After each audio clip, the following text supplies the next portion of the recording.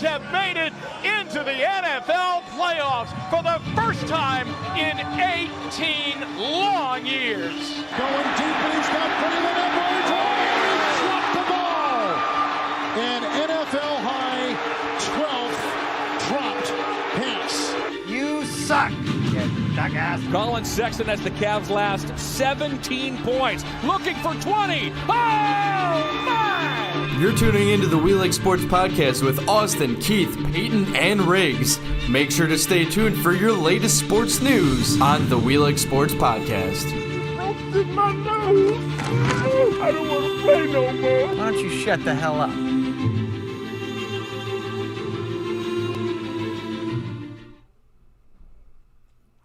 Tom, how often was that? Tom Brady, Super Bowl MVP 7 times.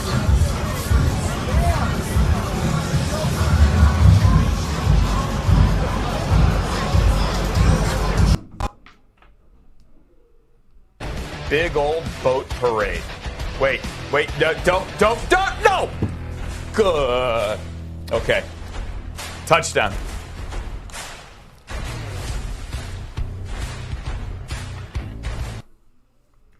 Welcome to the We Like Sports Podcast with your host, Keith Meyer. Two special guest people with us today, Payton Vance and Riggs. How are you? Vance for refrigeration. That one. That's right? What's your name? Payton Vance, Vance Refrigeration. Thought so. Well, we're doing great. We hope everybody out there is safe. We are live here from Hooligans Gym, Progressive Field. What are you talking Oh, about? yes, a snowy Progressive Field. Yes. Shout out to Cam Voice, but this is a special thing I want to get off my chest. As Kevin Stefanski has won Damn, coach. he jumped right into it. Oh, yeah, because as Kevin Stefanski won Coach of the Year, old school Browns fans lost their coach. We lost Marty Schottenheimer this week due to Alzheimer's. Marty Schottenheimer was our Browns head coach from 1984 through 1988. We wish him, we wish his family nothing but the best, nothing but positivities. Wherever you are up there, Mr. Marty Schottenheimer, I believe you're up there with the stars because you are a star and you were a star and you will always be loved here in Northeast Ohio. And I guarantee that the Cleveland Browns have gave you the best season that you have seen so far in your life. And from here on out and going forth, I hope those guys play their asses off for you and this franchise. So, Mr. Marty Schottenheimer, rest in peace, and we thank you. That's pretty deep. That was a good send-off. Yeah, he was like, I want to say something in the beginning. That's always like, Riggs is always good with words like that. And obviously, so good. And He's so good with words. Thank you. It sucks the fact that obviously I don't even want to word it the way one door opening and the other one closing, but you had a Browns legendary head coach that was around, and now you have Kevin Stefanski, who's hopefully able to follow almost in the footsteps of Marty Schottenheimer. But obviously, losing anybody from any sports perspective, it definitely sucks. On that note, too, I mean, we've been putting it off, and I think last week we hit on it on the audio version only, but Hank Aaron passing away, too, a couple weeks ago, obviously has a big impact. I kind of want to hit on that, too, about baseball when we get to the miscellaneous segment, about the Hall of Fame, because there's a lot of debate about this whole entire past year. Nobody in the Hall of Fame got elected and bumped to be actually in the Hall of Fame this year. So, and then you have people that are copping out and backing out pretty much. But changing gears here and going to the tip-off, as you know, if you watch the Super Bowl, Tom Brady and the Buccaneers are Super Bowl champions once again. Obviously, you could tell that, too, in the beginning of the video that we started off the We Like Sports podcast with. But who the hell didn't know that? I was what are you getting at? Everybody knew that. I'm getting there. Anyways, with Tom Brady partying, having a good time, is number 7 right now probably his favorite Super Bowl that he won? Because he looks like this is something that wasn't allowed in New England. How strict was New England? Obviously, this is just assumptions here because we're not inside the locker rooms for the Patriots or the Buccaneers. But it feels like Tom Brady's a little more at ease because he isn't having to worry about Papa Belichick on his shoulder. See, I remember when the New England won their second to last, and I remember Gronk at their parade shotgunning beers with fans and everything like that and dancing around being funny. So maybe Tom Brady just felt like he had to be the responsible big brother in New England. Yeah. And now it's like he took a vacation to sunny Florida and he can have fun and enjoying his 7th heavens Lombardi championship. And I had the biggest energy in my stomach. I knew Tom Brady was going to win the Super Bowl. You had energy in your stomach? Yeah, I felt it.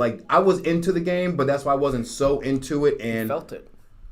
The 15 plus years. Super energy, but you weren't into it? I mean, because I just knew he was going to win, but I just didn't want to. I didn't care how. Intuition. You had intuition. I like that. Yeah. So for those that are illiterate, what does intuition mean, Keith? It means as you look it up on dictionary.com. Go ahead. Basically, I seen, Tom Brady will be the greatest quarterback. I can admit this.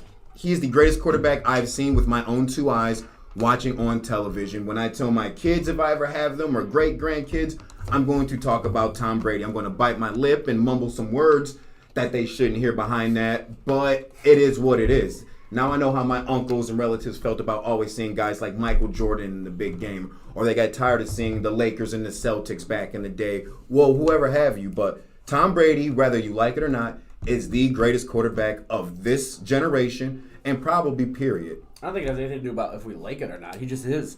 I just didn't want to see another Brady Super Bowl. And I have nothing against him. I talk about this all the time, and people think I hate the guy. I don't hate the guy. I think Tom Brady is one of no. He is the greatest quarterback to ever set foot on the field. But I just get tired of wanting to see it. I don't know. There's always a storyline I guarantee if they would have lost that game on Sunday, there would have been some type of storyline about, well, that's why Tom lost it, or that's why Tom won it. He's always in the middle of it somehow. Like, it's... So with, like, your storyline perspective, obviously, like I said, like, I had a couple people over, and we had Super Bowl adult beverage, like, whatnot. And it's like 5 minutes left in the game, 4 or 5 minutes left in the game, and the Chiefs Did you have fun? Yeah, I had fun. I bet. Yeah, and I'm not putting up a front either, believe it or not. No, I know. It's okay. I understand. I wanted to have fun too. It's cool. Yeah, I mean, honestly, next time around, if you weren't too big of a personality, so to speak, maybe I would have invited you over. But anyways, thanks. But anyways, I would have been able to go. I would have, but you would have. I would have. Gotcha. I didn't know how big your personality was that day, so I mean. But anyways, I appreciate you so much sometimes. It's nothing but love, you know. Right, it's all mutual. Like, you love me, I love you. Let's get together and go. Barney, you know. No, don't Barney's. Go ahead. But anyways, with like the whole entire perspective of having a couple adult beverages, I'm like Patrick Mahomes is down 31-9. Apparently, I didn't realize there was 5 minutes left, but I did, and I didn't care. And I'm like, oh, Patrick Mahomes is gonna come back, like reverse karma. Like, this is gonna be when Brady blows his lead. My one buddy's like, dude, there's 31-9 and there's 5 minutes left. And I'm like, plenty of time of time for Patrick Mahomes. I paid attention to your tweets. I didn't tweet anything out. No, afterwards, like the plenty. Didn't you tweet something? Let's see. Well, basically, like what I got. How drunk were you? Adult beverages. I wasn't drunk. What I got from the Super Bowl was every play I've most likely seen was Brady to Gronk. I seen them stopping. I didn't even tweet about the Super Bowl. I seen them stopping Tampa Bay on like the 1 or the 2 yard line. I've seen that play. I seen a bunch of yellow flags thrown around. I felt like Pat Mahomes was forcing way too many passes. I felt like he wanted to hurry up and rush the game just to get home and relax. Rather he won or rather he lost. It's like when you're dealing with drama at home and you want to hurry up and go to work and you're rushing through work. And you're messing up and making mistakes just so you can go home and figure out whatever personal drama you have. That's how I felt how Pat Mahomes played. Like, honestly, like, the way... Like, there was a lot of thoughts, though, after, like, the game, too. Because, like, right away, I think everybody was expecting this. It's like, all right, is this Tom Brady's last one? Like, is he done after this? No. And he made it a point, too. He was like, all right. Like, he essentially said, I'm not done yet. So, and that's a damn shame. He did say that. He didn't. Basically, he said he was coming back. Again, adult beverages. Okay, right. So, like, I guess that's a fair excuse. It just blows my mind because, like, ever since they started to have the Super Bowl in different stadiums across the 32 teams, of course, the 1 year Tom Brady goes to a team, he's the one hosting it. Of course, it's him. He has a nice arm. He's clean shaved, cool blue eyes. He is just like how The Rock is the people's champ. He is like Goodell's pet, I feel like. So, Tom Brady, if you're watching this, Riggs is like hitting on you right now, and he wants to go out to dinner with you. Hey, I heard he buys his offensive linemen steak dinners before every single game, so why not? I'll take a porterhouse. You want to get hit? I'd be buying them too. I mean, honestly, yeah, steak dinner's a steak dinner at the end of the day. Like, honestly, though, it was just so refreshing to see. Like, obviously, like, as a Steelers fan, this is why I say it's refreshing, is because that's the guy that you always hated, like me personally, growing up, because it was either the Steelers or else it was Tom Brady and the Patriots. That was it. There was no in between. So, honestly, him being in a different conference, not even being in the same, like, he didn't impact the Steelers not moving on to the Super Bowl or into the playoffs in general. That was Tom Brady on a completely different side. He was an away team. The odds were stacked against him, quote unquote, but it's Tom Brady. It's just something that was nice because I'm like, all right, it's not with the Patriots. I hate the Patriots still, but I'm not going to be mad at Tom Brady for going to Tampa Bay because this is something like, remember we had a guy on a while back that was covering for the Tampa Bay Buccaneers. This was way back in like March when the move first happened.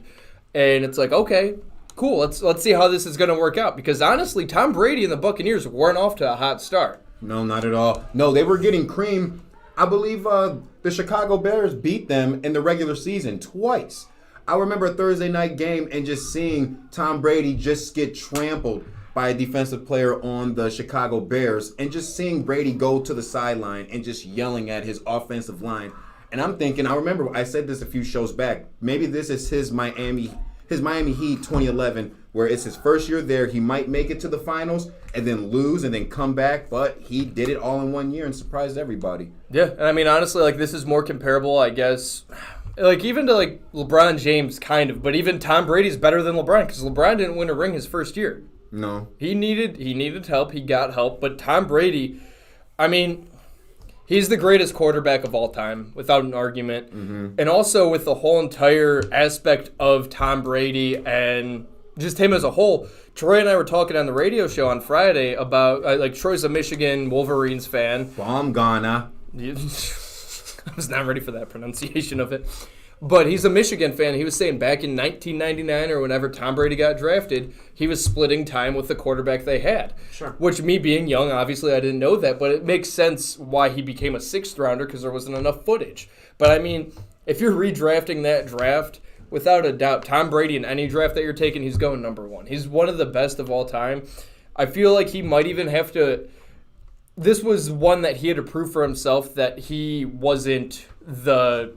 Like, he wasn't the one that had to deal with coaching that, like, that's why he was good. Right. This is why you brought in Bruce Arians. You had a couple of black head coaches, too. You had female coaches, too. You had... Bruce Arians had a whole entire staff all together. So it's like, okay. A diverse staff, yeah, right? It was all together, and, like, it doesn't matter if you're male, female, black, white, whatever. At the end of the day, this was just something that made sense, and it's, okay, Tom Brady could win with whoever. It's Tom Brady. It's not Bill Belichick. It's not Cam Newton. It's not the Patriots. It's the individual at the end of the day. And obviously having the name Tom Brady gives you some ability to bring not kids, but athletes around, like Leonard Fournette, like Antonio Brown, like he got a Super Bowl, Rob Gronkowski, like all these guys. Like that's what you have to end up doing. That's Tom Brady's the LeBron effect of football. No, I can absolutely believe that because he makes everyone around him better. People gravitate and they want to play with him because not the fact of the man, he knows how to win football games, but it's his determination, how he sees the game, and he can just make you better as a person, probably on and off the field that we don't know of. And, like, the thing is, too, is that, like, obviously with, like, the Tampa Bay Buccaneers winning, it's something unique because, again, something that hasn't happened, but it's also in Tampa Bay. Like, they're literally celebrating, as you saw earlier in the video, on a boat. Right. Like, that's not going to happen on Lake Erie. I'm sorry. You guys, like, if that does happen, you're not going to be on Lake Erie throwing the Lombardi trophy. Why not? I would know. It's not going to be warm enough this time of year. Sure it is. It's snowing right now. Sir Yacht jumped in the lake. Yeah, Sir Yacht's crazy, though, and he also ate, like, 2 things of mustard. He did. He showed did. 2 bottles of mustard, he did. But, like, it's just cool to see Tampa Bay having, like, the fun again. Because even, like, I saw this earlier. Leonard Fournette tweeted out, "It's so hot out here, the sun got me seeing things. I thought Jason Pierre-Paul had all his fingers just now." So, yeah. Oh, I wonder where he's going to put that Super Bowl ring at. Oh, damn. I guarantee. Oh, that's horrible. I guarantee now in Tampa Bay, I guarantee there's probably a beach named after Tom Brady. The mayor already said they're changing the name to Tampa Bay. Wow. I guarantee there's some exotic fruity drink named after him. Why a fruity drink? I don't know, because, like, it's... You don't feel like he's a man?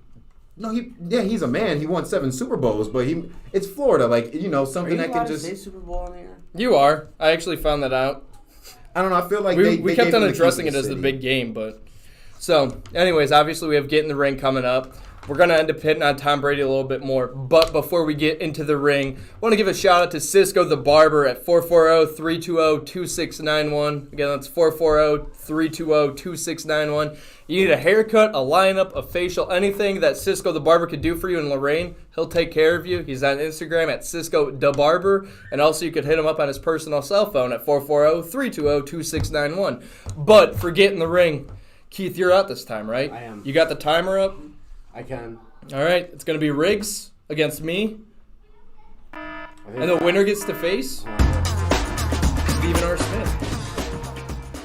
The winner faces Stephen R. Smith. This is going to prove my theory, I think. I have a theory.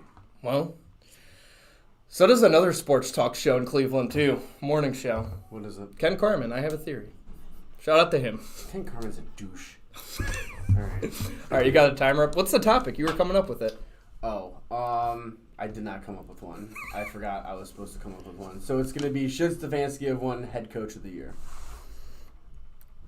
All right, who's going first? Not just head coach. Wait, I thought he did win head coach of the year. Yeah, should he have or shouldn't he have? Oh, okay, yeah, okay. What the hell? You want to go rock, paper, scissors, who goes first? You don't. Yeah, sure. You defer or? I defer. So I go first? Yeah, first. All right. Okay. Which side are you taking? I say that yes. All right. Okay. Ready? Go. I do honestly believe he should be Coach of the Year. Why? Because he took the embarrassing Cleveland Browns, the mistakes on the lake, and he took them to a nice, decent playoff run. I believe Kevin Stefanski has the tools what it takes. He was a tight ends coach. He was an offensive lineman's coach. He was a quarterback's coach. He is a head coach. That man he is a jack of all trades, and he is a king at all of them. I seriously believe that the Cleveland Browns have nothing but faith and confidence in him, and I seriously think that I trust him to draft better key players into the Cleveland Browns organization. And All right, stop it. Did he get 5? You got 5. Man, that's a foot long. Okay, Jared. Oh, no, Jared. Oh, yeah, No, Jared. yeah. Definitely. Not a Jared. sponsor. Jared's not a sponsor? No, not at all. Well, no, he can't be. He's in prison. All right, You ready? am I ready? Yep. And go. All right, so Kevin Stefanski should not have been Coach of the Year. I firmly believe that if you're going to go with it, look at the Super Bowl winner, Bruce Arians, 11-5. Obviously, as the Super Bowl champion, I feel like you have a little bit more of an edge.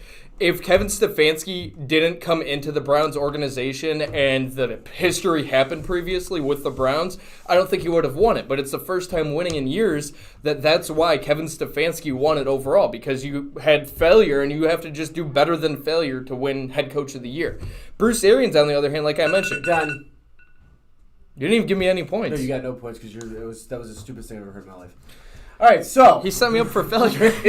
well, you just had to do better than failure, and I would have given you points. Again, but like I see what you did. Thanks. Dang. Thanks. all right, so we got Riggs against Stephen R. Smith next week. For getting the ring. Stephen R. And honestly, this is gonna. There's so much that I wanna. Well, like, what's the conspiracy theory, Keith? Like, people I'm know, pretty but sure like, there's more people watching now. there Like, is, it's new but eyes, new I'm faces. pretty sure that Riggs is Stephen R. Smith. I am not Stephen R. Smith. Dude, you are. I got a message for you. Stephen R. Smith. The R means ready. Well, guess what? The R means ridiculous to me because I'm going to make you look ridiculous next week here, 7:30 to 9:30 on the We Like Sports podcast. Brother, get in the ring-a-ling-ding. Come on now. What's that even mean? I don't know. That's whatever he has his own language. Like Little Richard, how you say, shut up. That's his own little thing. Well, like, What I'm talking about. He reminds me of Full House. Go ahead. Good. Good. You wouldn't remember Full House. You're like 4. Full House, No, yeah. 0. How old are you? Bob Were you- Saget. Did you call me? I hate you. Anyways, changing gears here, though, too. We do have an interview coming up at 8 o'clock, so we will be talking Cleveland Cavaliers. Cavs. But I want to point out the fact, though, that Patrick Mahomes did something that no quarterback should have done. Play. That, too. But with, like, the underlying, like, comments after the game that, like, it went under the radar. Nobody really realized it. But his exact quote was, he had wide receivers that were running routes, but they weren't going to where he thought they were going to. They were running incorrect routes. Oof. That's supposed to be your franchise quarterback. You're paying him $400 million. Yeah, because that makes a lot of sense. Right. And to top it off, Peyton Manning once said that, and that turned out to bite him in the ass. Yeah. So, I mean, overall, it's not a good decision. Didn't really bite Peyton Manning in the ass, though. I mean, it's Peyton Manning. Yeah, it is true, and him and Eli both have big foreheads. Just tilt the microphone. My name's Peyton. Dude. Conspiracy. Another one? The only thing is, yeah, Peyton Hill's got a big dome, too. Like, he's got, like, a real big head. He has a big cowboy hat then, huh? No, it's small. What? But anyways, though. Never mind. What? Nothing. Anyways, though, with Patrick Mahomes making the comments, Riggs, what are your thoughts on that? Just because, like, obviously, like, if Baker Mayfield said the same thing after losing in the Super Bowl, would you respect Baker Mayfield the same way if that was your quarterback, like the comments Patrick Mahomes made? No, I wouldn't respect them one bit. I would just tell them, suck it up. You've had a bad day. Maybe you were just too much in your head with personal stuff off the field. And if any game of the year that you can leave that BS aside, it should have been that game. Oh, hell yeah. It's a team effort. Now, I'm going to quote Giselle after Tom Brady lost the Super Bowl. You can't throw the ball and catch it at the same effing time. So you need these team members. And honestly, like, I'm hearing rumors that Mr. Pat Mahomes is dealing with an injury. And, when a quarterback throws a football, you notice how their toes point a certain way. He's had that toe injury since the Browns game. Exactly. I'm hearing that his toe injury is getting the best of him, and he's getting off-season surgery. I, honest to God, felt like he rushed that game so he can hurry up and get home. So here's the solution. If you're going to have an injury, if you're Patrick Mahomes' wife, if you're his brother, his family, whatever, if you know the man's hurt, shut your effing mouth. Exactly. At the end of the day, give me $500. Like, there's no reason for you to talk trash on behalf of your family member, because now what? No, like, that was... But there's... I don't get it. We'll explain it out there. But you can't do inside jokes while I'm sitting right here. We will explain it to you. Anyways, if I'm Patrick Mahomes, though, it's hard for you to back up... Get mad at me. Anyways, if I'm Patrick Mahomes, though, it's hard for you to back up what you have to bring to the table, and on top of that, you have your family members talking trash, too. It's a lot of pressure on you at the end of the day, and maybe... Like, obviously, at the end of the day, when you lose 31-9, it's a little hard to back that up. And obviously, a good quarterback should not talk trash about his own teammates, because what if that teammate, you're playing with them next year? Either way, there's no way around it. Or what if that one teammate, okay, he said this about me. Well, I'm a free agent this year. Bye. Yeah, see ya. I'll play with Tom Brady instead, because you don't see him making those comments. Exactly. Screw that. That's stupid as hell that you do that as a quarterback. And you could always end up having the argument, oh, well, it's Patrick Mahomes. He's like 24 years old. What's the big deal? He's young. He's stupid. Because that's what every young person is viewed as young and stupid at the end of the day. You should know between right and wrong. Mm-hmm. You should know that at the end of the day, if somebody's talking trash about my podcast, damn well, I'm backing everyone up here. That's the way it's going to go. And I'm expecting them to do the same thing, because that's what teams do.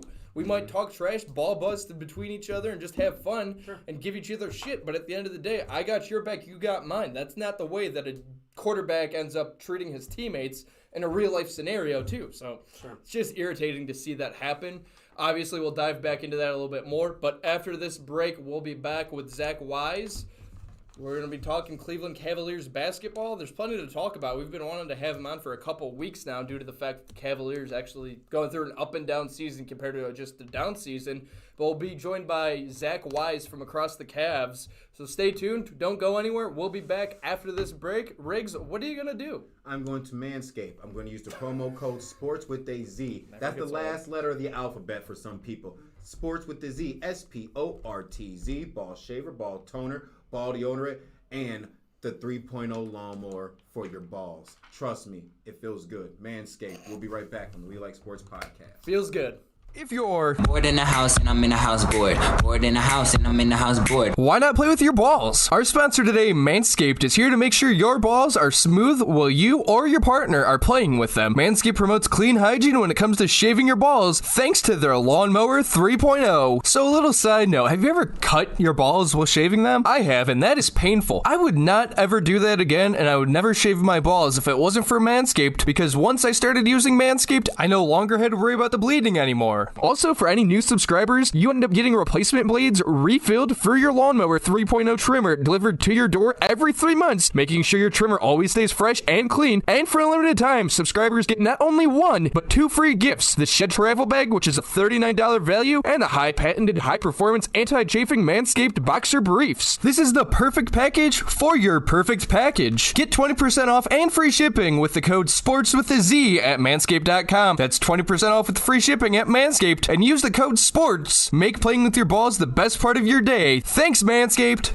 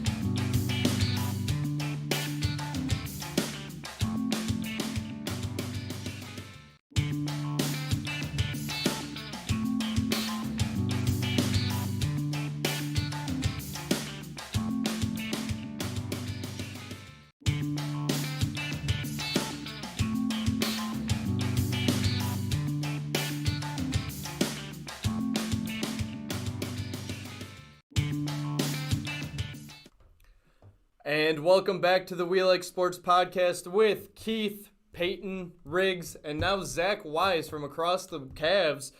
Got Cavs talk for once. I mean, it has been a while since we talked Cavs. Obviously, we haven't had as much information. That's why we brought Zach on, because Zach's all about the Cavs. He's the pure Cavaliers podcast. So, Zach, how's it going, man?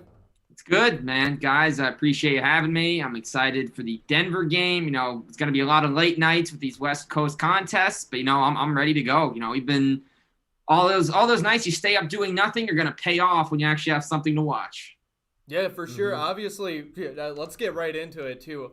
And I feel like a lot of expectations weren't there for the Cavaliers, and that's why they've been so fun to watch, because it's a pleasant surprise. I mean, is there any rhyme or reason that you think that the Cavaliers are actually, I guess, like proving the haters or the doubters wrong?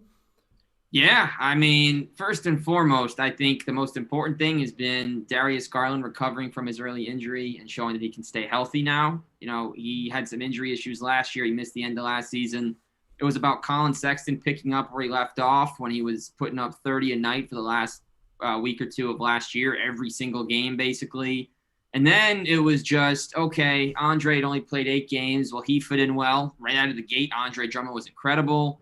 And then JaVale McGee was doing some good things. Everyone was starting to fit together. Then all of a sudden, you know, I know we'll get to this later, they made a trade. They got 2 new guys. And while they're in a bit of a funk right now, 10-15 on a team that's only known for LeBron basically for the last 25 years. They've done nothing without him for the 5 or 6 years before he came. And obviously the 4 years after. Now it's the 3rd year, his second time. That's 7 years of doing nothing. 10-15 is really good because they're young. And I think they're hungry, and I think the fact that they love JB Bickerstaff when Thugs versus Slugs B-line couldn't get their attention was at the helm. I think that's huge. I think changing the coach and a healthy backcourt has shown that the Cavs, on a good night, could take down the best offense in NBA history in the Brooklyn Nets. Heck yeah. Okay, I have a question for you. You being a Cavs fan, who is your favorite all-time Cleveland Cavaliers basketball player from any position, from point guard to center, don't matter the year? Yeah, Riggs, that's a great question, and most people make a confused face when I answer. If you asked me this before 2011, it's obviously LeBron James. He did a lot. I became a fan right at the time that they brought him in. You know, I was a young 7-year-old who was nowhere near Ohio geographically, but I'm like, you know, this LeBron guy seems pretty cool. I'm a young kid, you know, let's see where they go. I'm going to be a fan of where he plays for right now. And then obviously, you ask me now, that's a very different answer, is an Australian man named Matthew Dellavedova is actually my favorite Cav all time, not LeBron, because A, undrafted, still made it in the league. He's still around, 8 years later. He's worked his tail off. B, he's literally a folk legend. I mean, Delhi during the 2015-2016 NBA Finals, just crazy for a guy 2 years after no team even wanted him on their roster via draft. They didn't want to give him his walk across and his handshake with the commish. Like, okay, what does he do? He works hard. He comes in. He's dehydrated, has to be hospitalized because he worked too hard. And then he comes back. And while the Cavs haven't won a lot in the last 3 years, he had some fantastic moments on the court for the previous 2. Always loved his game, and I was a proud owner of the Delhi One sneaker.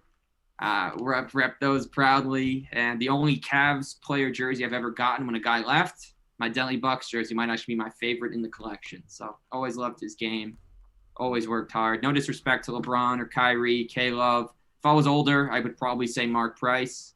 I love watching old highlights of him. Same with Brad Daugherty, Larry Nance as well, but Delhi's my guy all time. Yeah, I used to get made fun of back in 2008. I used to tell people I was a Jamario Moon fan. On the Cleveland, yeah, and I would get that same reaction. Oh, the Harlem Globetrotter guy, the guy who comes off the bench. I don't know. I like to stroke off the ball. I liked his energy, and you know, it was a different time period for me back then. But back then it was Jamario Moon. But like, to rebut off your question, my favorite all-time Cleveland Cavalier would have to be my current and favorite point guard in the National Basketball Association, and that is Kyrie Irving. Yeah, I mean, Kyrie, say what we will about him. You know, he had some, whatever want to call it, drama, but I just think what it really was, he needed a mental health break.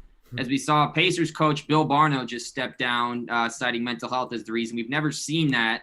We've seen coaches take time away after they've had some heart issues, but never mental health. So I think that that's great for Kyrie that he was able to work that all out. And now he's back. No ill feelings.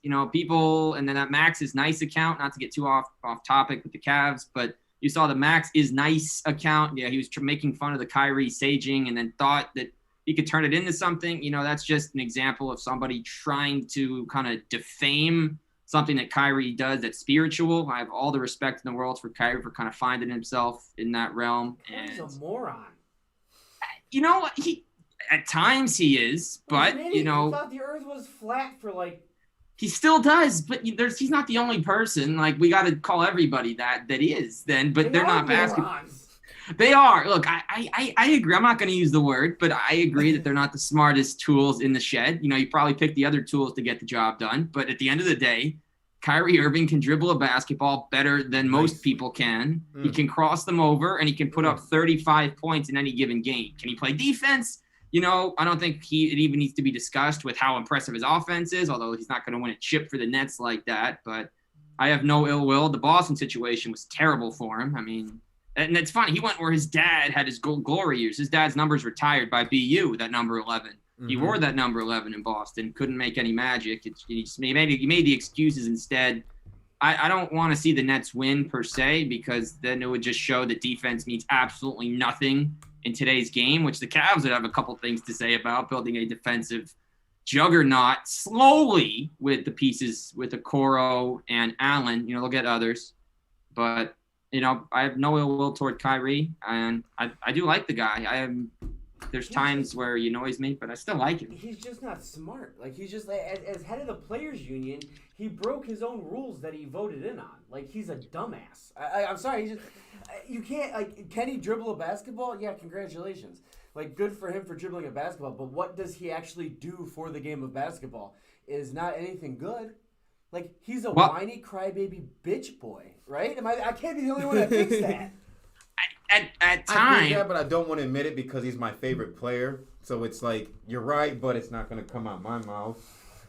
Yeah, see, at times, he can drive you crazy as a fan. And what some of the things he did off the court, he bought a house for George Floyd's family. He's putting 10 kids through HBCU, full scholarship. It's some of the small things that that doesn't take away from the fact that he's done some really stupid things as well. I don't even need to start listing them off, all the things he said to the media, but he's a winning player as far as basketball goes. He hit the biggest shot in Cleveland's history. And so just because of that, he almost gets a pass. But at the end of the day, he's going to do a lot of questionable things. Clearly the players believe in him enough to give him that role of vice president of the Players Association behind Chris Paul. So I don't know what they're thinking, but if they believe in him, who am I to say otherwise? There's only. What do you mean? What? Who am I? I don't have the power to just start talking smack on Kyrie. My opinion really wouldn't change. It's a podcast. It's all people want to hear. It is why we're here, but I'm not going to take the time to do that. I at the end of it, I don't hate Kyrie like that. I understand why you do and why a lot of people do, but I see the big picture and not the small things that might frame what we think of him now. If that makes sense. No, I picture it. So, Zach, going back to the Cavaliers trade with that kind of wasn't thought of even as anything for the Cavaliers because it involved James Harden and it involved people that, in reality, the Cavs gave up a draft pick and then got Jared Allen and then Taurean Prince. Did you know going into that trade, obviously, being a Cavs fan and paying attention to Cavaliers basketball, that there was that much potential to at least kind of turn the team around because it's a restart pretty much? Then obviously we could go into the fact of the Kevin Porter Jr. situation too with Prince in the locker. Yeah, first off, I was surprised the Dante Exum traded so soon. You never know. Sometimes a guy comes in he was basically just a filler for Clarkson's contract when they got the picks. He had a couple of great games. He was a starter, remember, earlier in the year, and then he gets hurt as soon as he gets his first opportunity. And then I had no idea. I saw a tweet that something like the Cavaliers are in, stay tuned for more. And a few minutes later, I see Jared Allen and Taurean Prince. And look, Taurean Prince is a guy that's going to have some great games. He was a meme at Baylor. You take the ball, you go up, two hands, grab the ball. They had more of those than us when Baylor lost to Yale and Mekhi Mason. But he was the worst shooter in the NBA last year, percentage-wise. Fun fact. I learned that on a broadcast recently. I would not have known that, having watched a lot of the Nets games last year. But he's come in. He's been a good shot maker that can also play defense. The Cavs have not had many of those, really, that can do both at the 4 positions. So I've loved that. And then Jared Allen's been great. It's created a slight logjam. I don't even know if it's a logjam because right now they're playing together. But I think it pushes Drummond to understand that he has to play better if he wants to see the big minutes that he was getting. And you've got a 22-year-old who's blocked LeBron several times. He's blocked Giannis. He's blocked every big player. And while that might just be a highlight, to some people, it also shows that he's not afraid to get into the nitty-gritty against any player in the league. Like, meet me at the rim. They're like, okay, wait a minute. And then he smirks at them, blocks the shot right away. I love both guys, and I'm shocked that the Cavs were able to get that done for Exum and a couple of picks 3 or 4 years from now. So. In 2016, when we won the NBA Finals, how did that make you feel? Well, actually, you're probably going to call me the worst Cavs fan ever because I've watched every Cavs playoff game that they've been in since I was born. So going back to 2005, I didn't get to watch Game 7. It was the worst that I missed it live.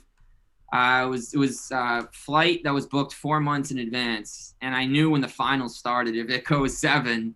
But I landed in Amsterdam, saw the score, couldn't believe it, sat down, watched the extended highlights on YouTube, so every basket. The first thing that caught my attention was that Shumpert had a 4-point play. That's very, very rare. That was cool. And obviously the block and then the shot. But the fact that they were able to win, I think, is just insane because LeBron literally won on national TV. And as I mentioned this in my history miniseries pod back couple of months ago, he went on national TV, and this basically is verbatim of what I read. He went on TV and basically said, I can't win in Cleveland. Miami's the best situation. I think South Beach is better. They've got better pieces. The Cavs didn't surround LeBron with winning talent. They did in the sense of if you're in your prime, you're unreal. Like prime Ben Wallace with LeBron, forget about it. They also had Ben Wallace at power forward. Let's throw that out there. He's playing next to Big Z. They got Shaq when he was 38. Like what? I actually liked Shaq, and he put up okay numbers, but he was 38, so it's no surprise that LeBron left. So for him to come back, they retool the roster, and then within 2 years they win. I mean, it took 5-6 decades for the city of Cleveland to win a championship. I think it was 1964. Yep. Was the Cleveland Indians title, and it was unreal. I mean, it validates basically everything that was done. Firing Mike Brown a second time, trading 2 number 1 picks, trading a guy like Waiters who looked to be a part of the future, even though he got a little bit of a run-in with Kyrie, so the media said. I don't think there was ever any beef there. I remember hearing about that. They won. I don't know how they did it because the year before we had James Jones playing 25 minutes a game in the finals, but they did it. Mike Miller on that team too? Yeah, Mike Miller, Sean Marion, Joe Harris, and Brendan Haywood were all bench warmers. I don't understand how none of them got it. I think Marion got minutes in one of the games in 2015, but that was Sean just Marion's retirement year.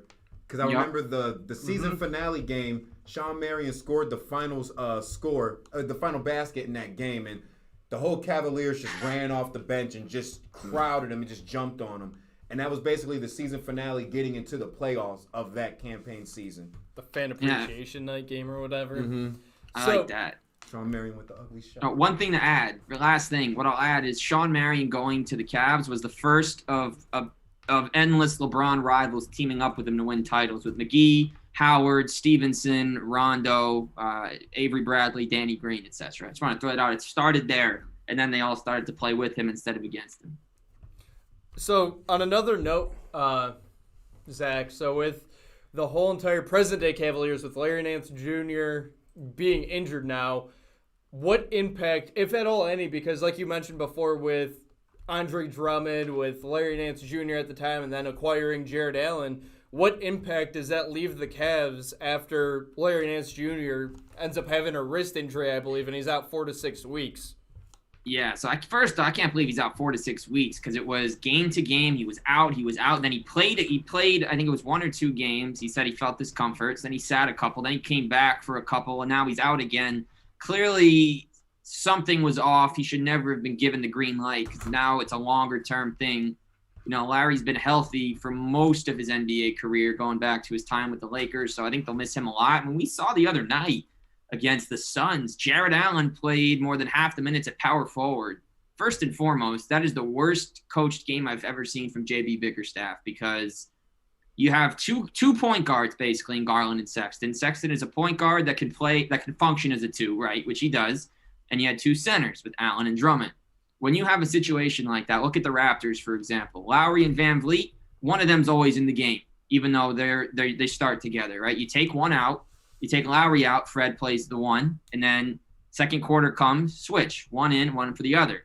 What JB did was he took out Allen, kept in Drummond, and then took out Drummond, brought in McGee. I mean, look, good for JaVale for getting some run. He's been on the bench a lot. Maybe they want to show some value he has in a trade, but that was terrible management. Why did Jarrett not play any 5? He's not an exclusive 4, not in at least 25 years of the way the NBA is. The twin tower centers hasn't worked in a long time. It's not a modern thing. That's why Ashik and Dwight Howard were so miserable starting next to each other in Houston. And at the guard spot, look, I'm happy, and I'm sure you guys would agree Damian Dotson works his tail off and deserves minutes, but not if he's playing the 1 when Garland and Sexton are both in. So they took them both out, let Dotson run the 1 on the second unit. Made no sense. Chris Paul wasn't playing. There would have been so much space for Colin as the point guard to create that he didn't get. And, you know, moving forward, I don't want to see a lot of the Fro at the 4. I want to see him as the backup 5. And if for whatever reason he is playing better than Drummond to the point that it's laughable when he's off the court, then move him into the starting lineup in his place. I would rather see Prince start at the 4 or Windler. Heck, give me Lamar Stevens, who's only 6'5", and can defend any position at the 4. Before we keep this double big thing, because you take away floor spacing and you're forcing Garland and Sexton into mid-range shots. And while they're going to make most of them, wouldn't you rather see them take 4 or 5 extra threes instead of just taking all 15-footers? Yeah, I mean, why not? I mean, taking a 15-footer, unless you're Steph Curry, I'm going to hold my breath and I'm going to hope that it goes in. Every time I hear JaVale McGee, I just think of Shaqtin' a Fool.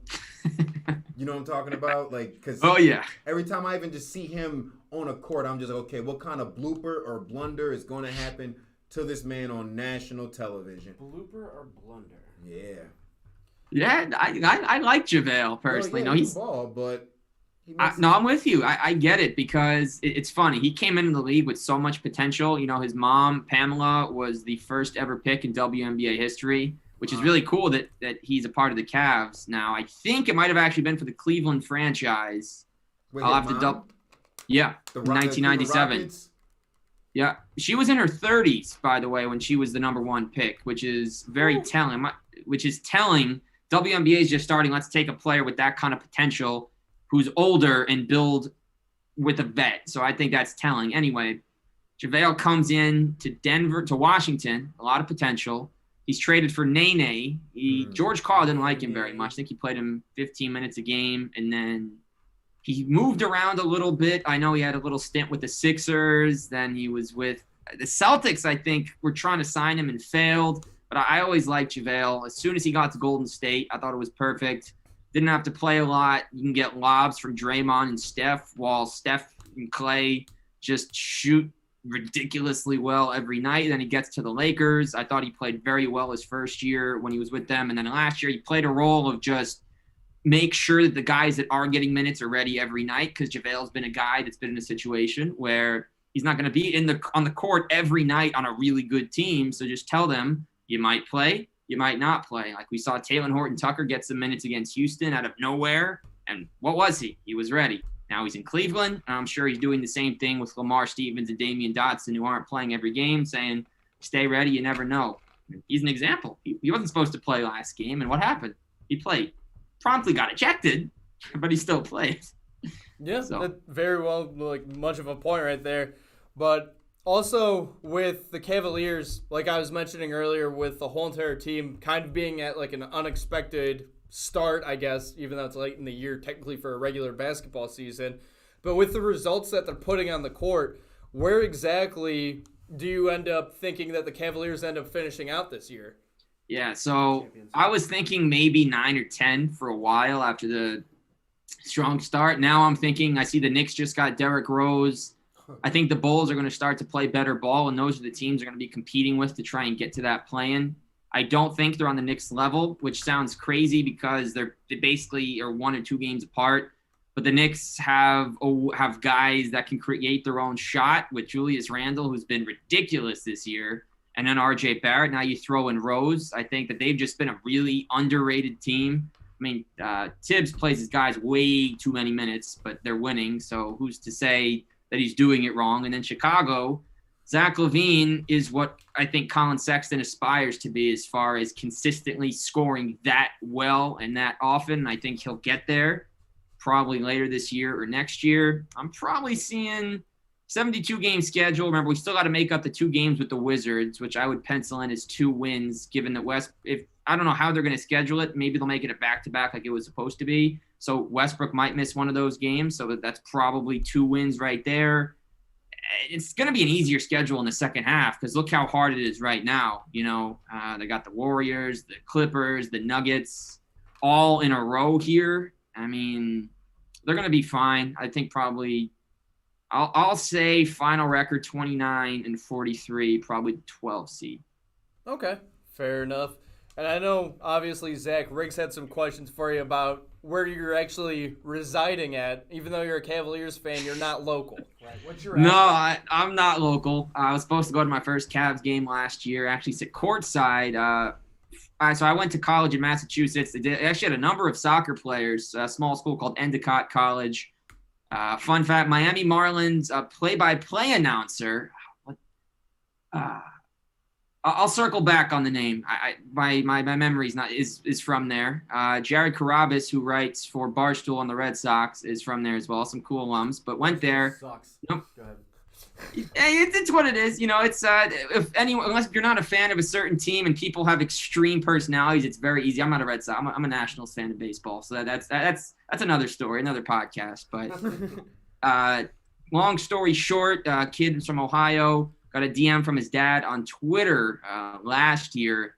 I got a Dellavedova ball and a Larry Nance bobblehead that he had won in an auction last year. Shout out Larry Jr.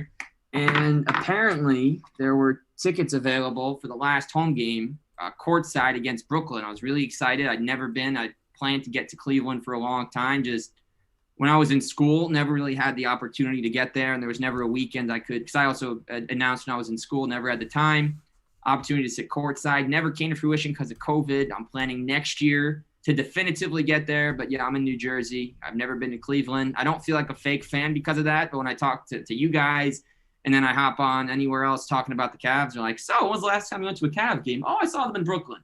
Oh, and New York. How about in Cleveland? Oh, never? What? So I love the Cavs. I've got enough apparel to last me a lifetime already. There'll probably be 2 lifetimes in the next couple of years. But sorry, Riggs. You know, I'm sorry if I'm letting you down. Never being Cleveland. No, you're not. Like you know your stuff. You're not a fair weather fan. It's not like, oh, I like them because LeBron's there, and now we don't have LeBron again for a second time, and you still know your stuff. You still know the roster, the squad. You know the coaching staff. Like. You know our team, so like I respect that and I praise you and I honor you for that. The one question I do want to ask you is, because since you're in the tri-state area, if they want to call it that. Yep. Have you seen any good games in Madison Square Garden? Like, have you seen LeBron go off against the Knicks for like 40 plus, or you know what I'm saying? Because they say playing at MSG, it's like you're on stage. Like, everyone plays their best in the Garden. Rather, you're playing against the Knicks, which normally happens, and they just have a better showing than everyone on that squad. Yeah, so what I'll say first is that, believe it or not, my first time at the Garden was Carmelo's Knick debut. It just happened like that. My dad got the tickets 5 days before the game. All of a sudden, the next day, the Knicks get a guy named Carmelo Anthony, and didn't know until tip-off that he was playing. Carmelo was incredible that night. Chauncey Billups also had a great game. Mr. Big Shot. Mr. Big Shot, who had a very interesting career. I feel like at some point he was one of those guys that was bound to play like 5 games with the Cavs in the middle of an impressive career when the coach just doesn't give him minutes, because a lot of coaches didn't give Chauncey minutes. I think it was Rick Pitino that set him on his path of having to prove himself as being worth a top pick. Anyway, I was there. I saw a Cavs-Knicks game, I think, back in 2012 when Semir Dan was still the starting center. Shout out to Semir Dan. Not really, though.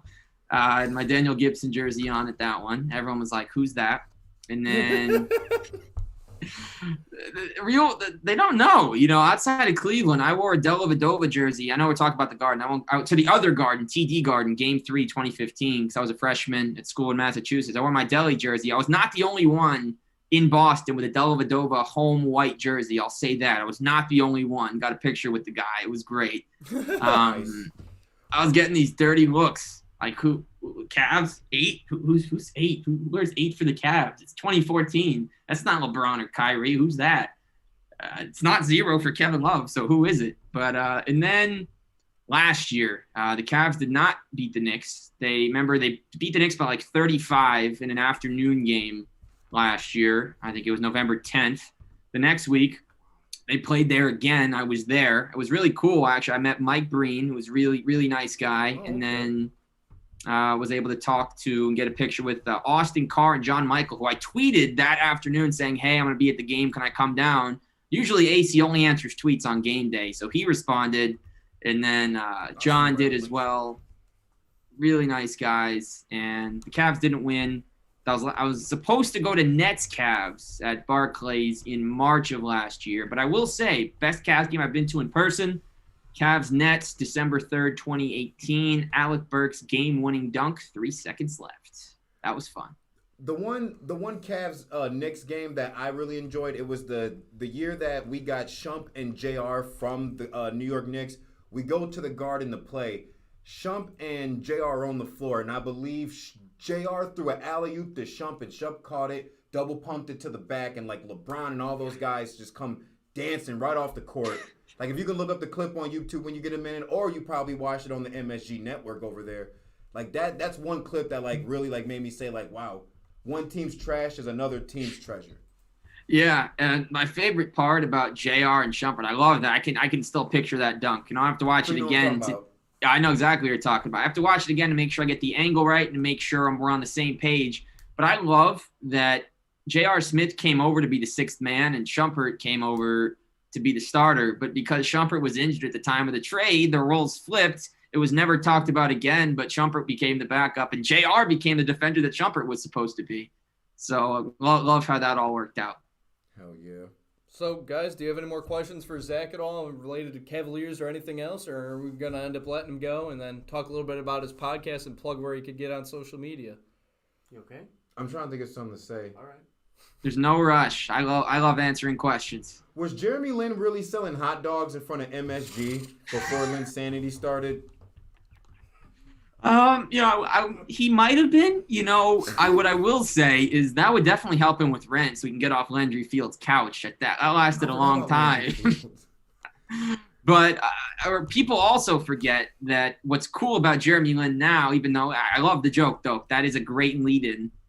Jeremy Lin started as an undrafted rookie with the Warriors. He had actually played with Stephen Clay briefly during his first season. And he'd actually also played with the Rockets for a very short spell before breaking out with those triple doubles as a starter on Houston after the Linsanity year. But I wouldn't be surprised if he was selling hot dogs. He'd probably being a Harvard guy, I guarantee that he cornered the market on condiments. He went to all the other hot dog vendors and said, hey, I want to buy all your ketchup and mustard and relish and sauerkraut, and I'm going to triple the price knowing that they can only come to me. And I bet that helped him get his own place, which eventually led him to showing up the late, great R.I.P. Kobe Bryant. When Kobe's like, who? They would end up being teammates, which was hilarious after all that. But I guarantee Jeremy Lin did that. And the Linsanity run was crazy. I remember being out to dinner with my parents somewhere in the city. And wherever we were, there was the TV at the bar. He got it at the end of the game. I think it was against the Wizards. Might have been the Nets. Played the last 7 minutes. And I think he played well enough there. I think he might have been on a 10-day contract, honestly. I don't know if it was a whole season deal or not. And then all of a sudden, the next game he was starting after playing well at the end. And it's just unreal how that happens. I mean, I hope he does well. I watched a little bit of his game. G League season started today. It was with Santa Cruz. I hope he gets back. He deserves to be an NBA champion more than any other player that went through what he did as far as just working. He gets one chance, shines through it, outshines Carmelo when they played together. Like, what? That just doesn't make sense. Right. Crazy. Well, Zach, before we end up letting you go, where could our fans find you on social media? Obviously, you're Zach Weiss from Across the Cavs, but where could fans find you on social media? Yes, you can find me on Twitter at Across Cavs. That's exactly how it sounds. ACROSSCAVS. On Instagram at Across the Cavs. Across the Cavs, same spelling. And if you want to listen to the podcast, you can head over to Apple, Spotify, iHeartRadio, Google Podcasts, wherever it is you like to listen. You could probably find me. Okay, awesome, man. Thanks for actually hopping on. I know we've tried for a good second trying to figure things out throughout the Cavaliers' schedule. But you got to end up going and watching the Cavaliers versus the Nuggets tonight, right? Yeah, and they're going to win. Let's go final score. I'm feeling good about this. Let's say 118-108. Hell yeah. Thanks, man, for hopping on again. And we'll obviously be in touch. And we'll see you around. All right, sounds good. Hope you guys have a great night. And appreciate the chat. Sure thing, man. We'll see you around. Well, we ended up talking about some Cavaliers for the first time in a good while. Yeah, that was a nice, good long Cavs talk. But before we end up taking a quick break, we're going to end up talking when we get back from break some Super Bowl, some Tom Brady, some Patrick Mahomes, some of the whole entire situation of the Player of the Year awards and whatnot. And obviously we have our miscellaneous segment coming up too. It's Stephen R. Smith. So don't go anywhere. Guys, we'll be back after this on the We Like Sports Podcast. Riggs, what are you going to do? Manscaped. Shave your balls. We'll be right back. If you're Bored in the house and I'm in the house bored. Bored in the house and I'm in the house bored. why not play with your balls? Our sponsor today, Manscaped, is here to make sure your balls are smooth while you or your partner are playing with them. Manscaped promotes clean hygiene when it comes to shaving your balls thanks to their Lawnmower 3.0. So a little side note, have you ever cut your balls while shaving them? I have, and that is painful. I would not ever do that again, and I would never shave my balls if it wasn't for Manscaped, because once I started using Manscaped, I no longer had to worry about the bleeding anymore. Also, for any new subscribers, you end up getting replacement blades refilled for your Lawnmower 3.0 trimmer delivered to your door every 3 months, making sure your trimmer always stays fresh and clean. And for a limited time, subscribers get not only 1, but 2 free gifts: the Shed Travel Bag, which is a $39 value, and the high-patented, high-performance, anti-chafing Manscaped Boxer Briefs. This is the perfect package for your perfect package. Get 20% off and free shipping with the code SPORTSWITHAZ at manscaped.com. That's 20% off with free shipping at Manscaped. And use the code SPORTS. Make playing with your balls the best part of your day. Thanks, Manscaped.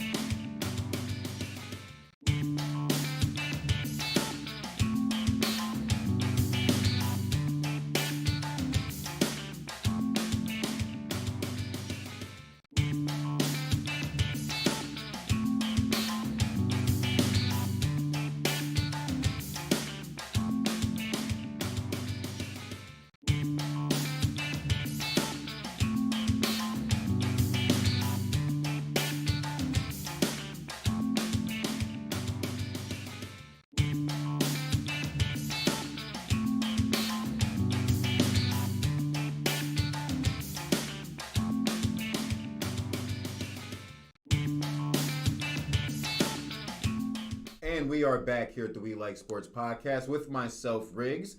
We have Payton Vince here. Mr. Important Keith Myger stepped out on an important business phone call or a Skype call. Or he just got stuck from what I heard. He probably did get stuck, yeah. So nonetheless, there's videos for that. Yes, there is. We're going to talk some football, some pigskin, right? Yeah, something like that. So we're going to be talking some Browns talk, actually. So, on that note, we don't have the graphics. So moving on, we tried. We're going to be talking about Richard Sherman being interested in reuniting with Browns defensive coordinator Joe Woods. I mean, Riggs, I don't know if we hit on this last week at all because when we did the podcast last week, there's two separate takes. One existed, one didn't. Yeah. So, what are your thoughts on the idea? I know we talked at the gym, too. What are your thoughts initially about Richard Sherman coming to the Cleveland Browns? If Richard Sherman comes to the Cleveland Browns, I like his intensity. I like where his mind is at on the defensive field. My only concern is I hope he doesn't take away playing time from my boy Denzel Ward. The fact that he is comfortable and he knows our defensive coordinator Joe Woods, which it's great. You know what I'm saying? There's chemistry there. Those two should already know what each other are thinking before they open up each other's mouths. But at the end of the day, I don't want the chemistry the Cleveland Browns have now to be messed up. I won't even call it messed up, to be thrown off by Richard Sherman. If Richard Sherman comes to the Cleveland Browns, I hope there's room for him, and I hope that he can fit into the system any way that he can. And I will gladly welcome Richard Sherman here to the Cleveland Browns organization. So, I mean, even on that note, too, like you and I were discussing at the gym, is, for one, Tyler, is the graphic ready? And Richard Sherman, he's won a Super Bowl. He's deep in the playoffs before, so he's got that experience where I would love to trust Richard Sherman on third down, and the Browns are down by a touchdown, and Richard Sherman is just watching the quarterback.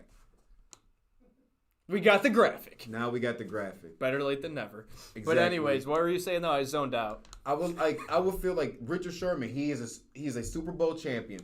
He's been deep into the playoffs. He will be that one guy on the defensive end where if the Browns are down by a touchdown and there's 5 minutes left in the game, I would trust Richard Sherman's eyes to read the quarterback and see where that ball is going. But at the end of the day, I don't want to get my hopes up and expect Richard Sherman from the Legion of Boom and we just get a completely different player. So once again, like I trust him because he's a veteran out there, but anything can happen in the National Football League. So let me ask you this then too, because we ended up talking about the idea of Richard Sherman coming to the Cleveland Browns. And he's a former quarterback, but he's also older now, too. And you have guys like Greedy Williams if he comes back healthy. You have Denzel Ward that is a quarterback. He's not moving. He earned that spot. I'm getting your jersey, Denzel. Does Richard Sherman, can he keep up at corner and bump somebody, or does he move to safety? Because I feel like overall, safety, usually they're out downfield more often. I feel like that's more of a comfortable position for him because he won't have to be worried about getting burnt by young wide receivers. Exactly, for his age and everything like that. So, yeah, why not bring him into the system? And if he has to play corner, we know he can do that. But if we want to, ease him into the safety to where it's more convenient for him and we can disguise him on certain plays, then why not? I trust every single man and woman on our coaching staff, especially after the year that the Cleveland Browns just gave us. So, also on another note, as we're talking about football and whatnot, and we were talking about Tom Brady earlier, this actually stood out to me too because it was super ironic. So Tom Brady's contract this season, I should say, plus the incentives were $15 million for his salary, $10 million in a roster bonus.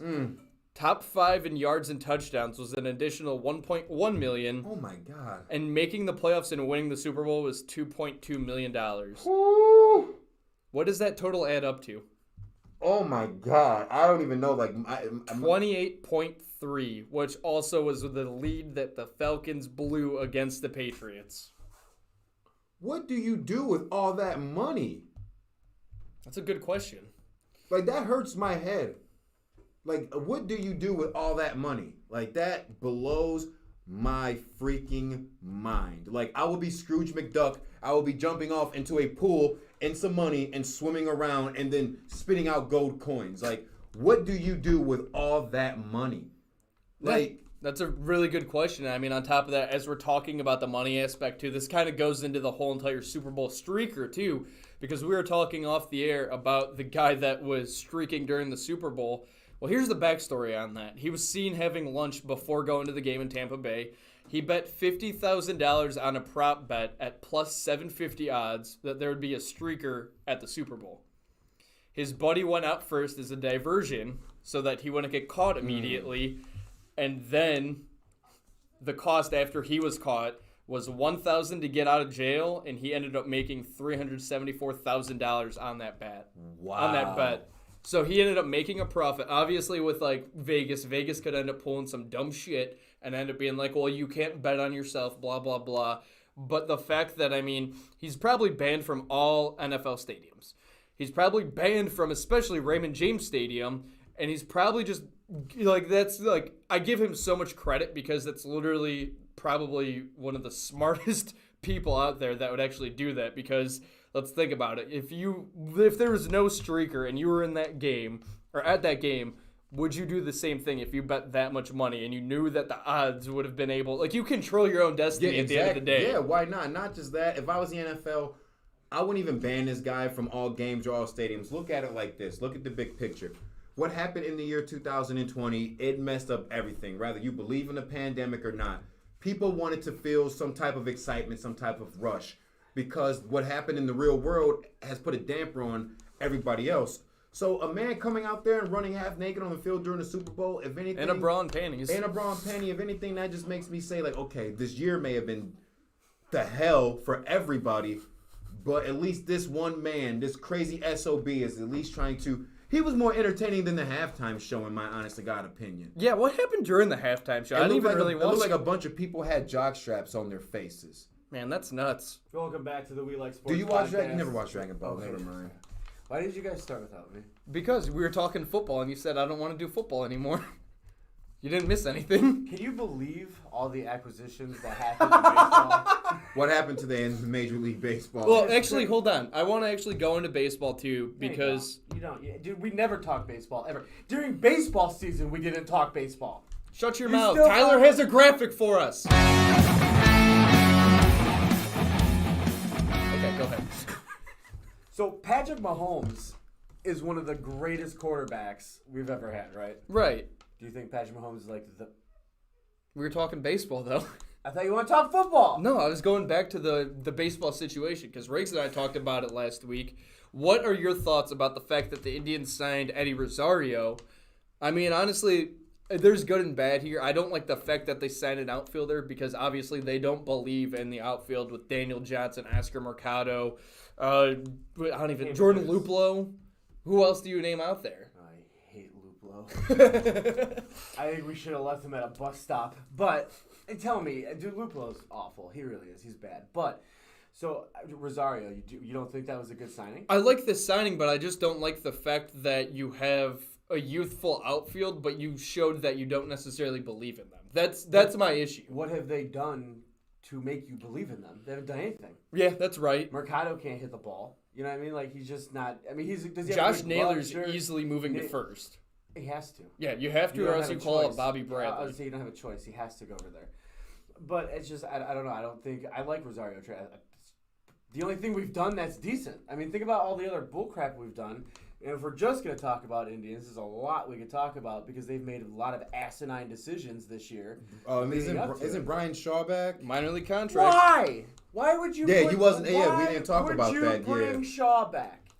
I mean, honestly, I don't know why you're bringing back Brian Shaw. Obviously, just to piss me off. That's the only reason the Dolans did it. No, honestly, I think it's just because you have a veteran in the bullpen, because you have a youth movement now, because you have Emmanuel Clase, you have James Karinchak, you got rid of Brad Hand, which was your veteran in the bullpen. You're losing out on a lot. You had to get rid of Hand. Yeah, he would have been on fire if they would have kept him there. But that's why you bring in somebody like Brian Shaw, and that might be why he gets an easy roster spot. Why?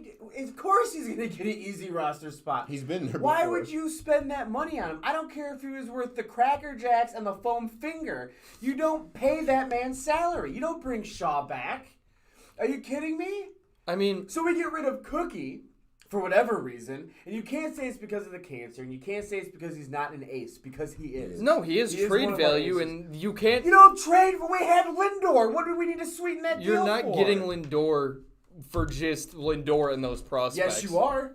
The hell you're not. Because the contract left over. I don't care. You're not. Why would you throw in Cookie? See, this is why we don't talk baseball, because Keith yells at me. But it's entertaining. Because it's dumb. We sweeten the deal with Lindor with Cookie after we were forced to get rid of Sunshine with a Cookie on top. But yeah, no kidding. But with the pitching though, you have so much pitching that you saw with the injuries that they had last year. You have Shane Bieber. You have Zach Plesac. You have Aaron Savali. You have Adam Plutko still. That could be. He's not a bad starting pitcher. If he gets you 5 to 6 innings easily, you could rely to the bullpen. That needs to go away. That 5 to 6 innings from a starting pitcher needs to go away. Because he's not going to strike you out. Then okay, that's fine. But then why would you focus on him? You get rid of him. You try to get rid of all these people. If a team needs a pitcher to get you through 5 or 6 innings, don't you think that's a hell of a lot more trade value than sending in Cookie? But I get it. But if you're gonna end up having you proved yourself wrong but right. Why would you trade Adam Plutko if you don't even see value in him? What are other MLB teams? Our team doesn't need a 5 to 6 inning pitcher. Our team but needs you a have 7 Tristan inning McKenzie pitcher. too that came up in the majors That's this year. fine. So So why the hell you have Shaw? easily 5. Okay, fine. Why Shaw? He's a reliever. Of what? Reliever. Sure, he's a reliever. He's not a reliever of anything. Well, he definitely doesn't relieve my stress when he's on the mound. I don't want to How see did Bob Wakeman treat you? How did Bob Wakeman treat me? I don't know, the same way Brad Hand treated me and the rest of all the floppers. And then you have freaking Trevor Bauer, who's where is he going? Los Angeles Dodgers. now. He's going to the Dodgers. That punk ass bitch is going to the Dodgers. I mean, there's so I like Trevor Bauer going to the Dodgers. Why do you like Trevor Bauer going anywhere? You love Trevor Bauer. No, I don't. You like Trevor Bauer? Yeah, I do. He's a good pitcher, and he's an asshole, but it's because he's being smarter. Being an asshole is fine, but taking the ball and throwing it over left field because your punk ass can't hit the target. Do we want to go back into the Clevenger thing though? What? Because he got traded because he made a dumbass decision during the height of COVID to go out and party. You could do the same thing. Potato. No, not potato. What the hell is that? Potato. It's not potato. Tomato. The whole COVID thing is having a stroke. Stupid as hell. So the fact that he went out there and hung out, didn't he go out to like a club or something? Or some weird thing, and then everybody got mad at him because he didn't have who gives, really? You compare that to throwing a hissy fit in front of 40,000 people? There's never 40,000 people with Jake, but you throw a hissy fit because, there's 20,000 people? Like, are you serious? Well, I mean, here's the thing, though. With Trevor Bauer, I like the way, his presence, because he has a 3-year contract in which he said that if he signed longer than a year after any place that he signed with, he's going to get hit in the dick, pretty much. Yeah. He's going to get hit in the groin. Yeah. He made a bet. He said that if I end up signing longer than a year anywhere, I'm going to get hit in the groin. I'm going to have one of my friends punch me in the groin. Because that makes sense. He's not there mentally, and that's why he's a standout, but he's also trying to do something that very few MLB players do. Market baseball. Market baseball. You want to use him as someone to market baseball? What's momentum? In the YouTube series. Obviously, momentum could be scientific, but what's momentum in the YouTube series? A series that he created and pretty much is head of, and he's having these sit-down interviews with these players. Cool. He's out in L.A. now. You could have your Mike Trouts. You could have Mookie Betts. You could have... His teammates are all star-studded. Okay, then focus on that if that's what you want to focus on. If you want to be a freaking podcaster, be a podcaster. Do you know a guy? Not that I'm telling you right now, I wouldn't sign him. Trevor Bauer, if you want to do a podcast with me, at Payton Vince on Twitter, feel free. I'll tweet you later on. And Trevor Bauer, when you do that, the We Like Sports is no longer on Cam Voice because I won't be a part of Bitch Squad. So go ahead. But anyways, though. Hashtag that jackass. Isn't that what he likes to do? He's a Twitter warrior. Yeah. Dude, he came out and said a whole bunch of, I hate Trevor Bauer. I don't, I watched his, Goodbye Cleveland video. And, it gives you goosebumps, but not because of Trevor Bauer's in it. It's because of everything else that's in that video. When he says goodbye, I just want to flick him off. Leave. I feel like you helped him pack when he got traded. I sure as hell would have. I would have touched all of his shit with tongs or something, or gloves, but I sure as hell wouldn't have. I hate him. He's no good. Knocked over a drone. He's not a good face for baseball. He's just not. If you want to, I like his attitude. That's what I don't like. Like he's the whole like I'll grab my crotch and give you the finger type guy. Like Gregor Strut. That's what because he's that good, right? If he was that good, he wouldn't have pouted when he chucked the ball farther than he could. Like literally, he threw that over. What was it? Center field. I mean, center field in Kauffman Stadium. Dude, he drove that ball. Yeah, over the fountain and everything. See, so he could hit that, but he couldn't hit his target. He couldn't hit the strike zone to save his life. That's why Tito took him out. He's a baby. Yeah, but also at the same time, though, again, this is the kind of counteracts with the Patrick Mahomes theory. Yeah. He's young and stupid. That's always what ends up happening. I gotta let Stephen R in. No, actually, we're gonna end up taking a quick break, and then you could end up letting Stephen R in. It's gonna be a 2-minute break. Don't go anywhere. We'll be back on the We Like Sports podcast. Riggs, what are you gonna do while you get Stephen R? Punch Trevor Bauer in the penis. After he manscapes. He doesn't manscape. Bitches don't manscape. You're bored in the house and I'm in the house bored. Bored in the house and I'm in the house bored. Why not play with your balls? Our sponsor today, Manscaped, is here to make sure your balls are smooth while you or your partner are playing with them. Manscaped promotes clean hygiene when it comes to shaving your balls thanks to their Lawnmower 3.0. So a little side note, have you ever cut your balls while shaving them? I have, and that is painful. I would not ever do that again, and I would never shave my balls if it wasn't for Manscaped, because once I started using Manscaped, I no longer had to worry about the bleeding anymore. Also, for any new subscribers, you end up getting replacement blades refilled for your Lawnmower 3.0 trimmer delivered to your door every 3 months, making sure your trimmer always stays fresh and clean. And for a limited time, subscribers get not only 1, but 2 free gifts: the Shed Travel Bag, which is a $39 value, and the patented high-performance anti-chafing Manscaped Boxer Briefs. This is the perfect package for your perfect package. Get 20% off and free shipping with the code SPORTSWITHAZ at manscaped.com. That's 20% off with free shipping at Manscaped, and use the code SPORTS. Make playing with your balls the best part of your day. Thanks, Manscaped.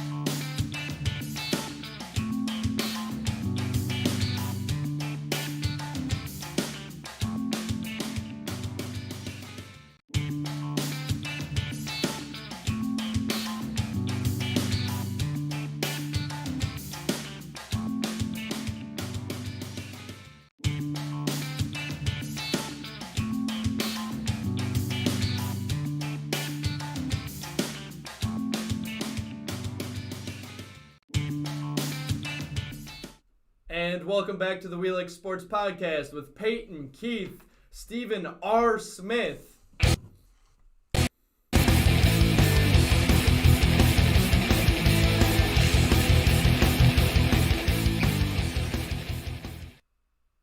Well, first and foremost, before I get into this condominium and this sorority for Trevor Bauer is the worst professional baseball pitcher I've ever seen in my life. I guarantee the man throws hissy fits when he don't get his way with the ladies. I guarantee he gets his hissy fits when the managers can't stretch the man out. The man doesn't even have the grapefruits to tell Mr. Terry Francona that the man is sorry. And Tito said, "You got to go." ho. And here's another thing, too, as to getting the ring-a-ding-a-ling champ.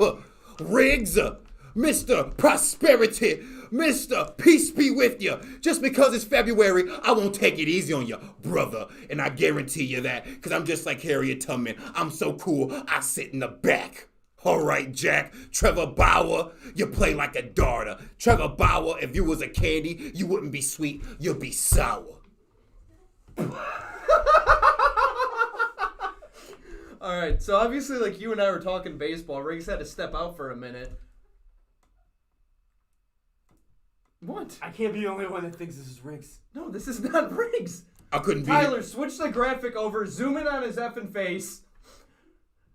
That is not Riggs. That is not Riggs. Like, this is Stephen R. Smith. Yes, Stephen R. Smith. And the R means I'm going to get ridiculous. The R means that I am radical. The R means that I love Rite Aid. The R means that rawr, I am a beast, I am a monster, and I am a dragon. Max Kellerman, I did not touch the papacash. Brother, what is so funny? The last time I laughed that hard, I watched you play softball. Oh, shit. Damn. Oh, shoot. My bad. You're swearing clearly too much. I know, This is a family show. Oh, man. What was that Look about? in the camera and you tell your boy Scotty that daddy's sorry for cussing. Who's Scotty? My dog. Scotty. In the words of DMX, where's your dog at?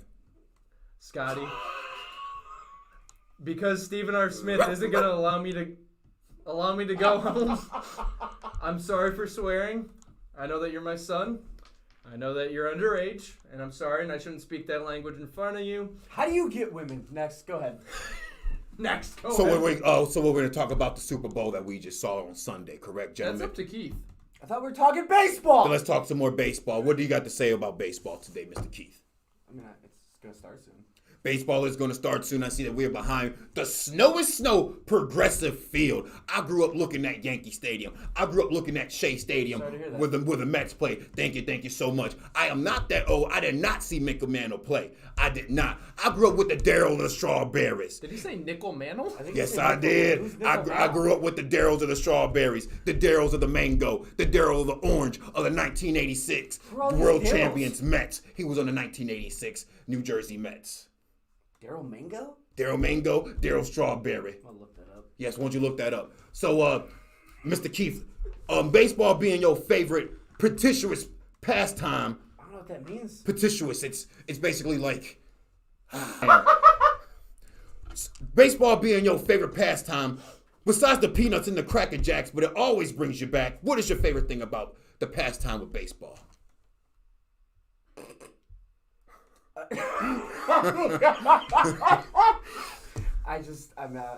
a big baseball fan. I love the peanuts. Shut the hell up! The question wasn't to you. I felt left out. I don't care. Go talk to your dog. Anyways, I like the fact that it is America's pastime. When you go to the ballpark, it's clean. You get hot dogs, good hot dogs for $1 sometimes if you go on the right days. Exactly. Do you like dollar hot dogs? He doesn't need to answer this. For myself, I love the dollar dogs. I love when I see the ketchup, the mustard, the mayo, and the relish, and they all run around the bases, and then you got little pretty Gabby saying, "Who's gonna win?" And right now, and here's this guy who looks like Jason Kipnis, and then Miss Gabby, she brings them all around, and then they high-fiving, and everybody's happy. Gabriella Cruz knows who's gonna win. Ketchup, mustard, mayo, you decide. It's onion. Onion's in there. There's no onion in there, is there? Yeah, there is. Every once in a while. I don't go to the park to watch those. Stephen R. does, apparently. I guess you do. The R means relish. God. So anyways, going back to like the acquisitions that ended up happening throughout the MLB and whatnot, obviously there was a big trade too with Nolan Arenado going to the St. Louis Cardinals now. And Arenado was also one of those players that was with Colorado and said that he didn't want to leave Colorado. One of those situations that he didn't want to go anywhere. He wanted to be a lifer pretty much in Colorado. And obviously that didn't end up lasting that long because now he's in St. Louis. So obviously a little disappointment for Colorado Rockies fans, I'd imagine. But guys, what are your thoughts on that whole entire move? Because Nolan Arenado ended up getting traded to the Cardinals for like five prospects. What Nolan needs to realize is that, brother, you are in the wrong game to be playing with your emotions. when you get comfortable in certain states, like my man, even though this is about football, former Cleveland Browns running back Trent Richardson, he had just gotten cable, and then he got traded off to the Colts, and he had to get all that stuff misconstrued and put out of his house. You were in the wrong business to be putting your heart on your chest. At least you're still in the National League, and you will be seeing those Colorado purple and black Rocket Man ever so often. But God is my witness. You gotta learn not to put your heart on your chest. This is a grown man's game. There is no crying in baseball. Why do you have Riggs' pants on? Do you see why I'm a little confused on it possibly could be Riggs or not? It's because people, we go to the same tailor. You guys wore the exact same pants? Who's Taylor? Taylor. Like, from head to toe, you hoe. Get you tailored up. Get you tailored up. Tailored up. You and Kellerman will be best friends. Let me tell you on that one. And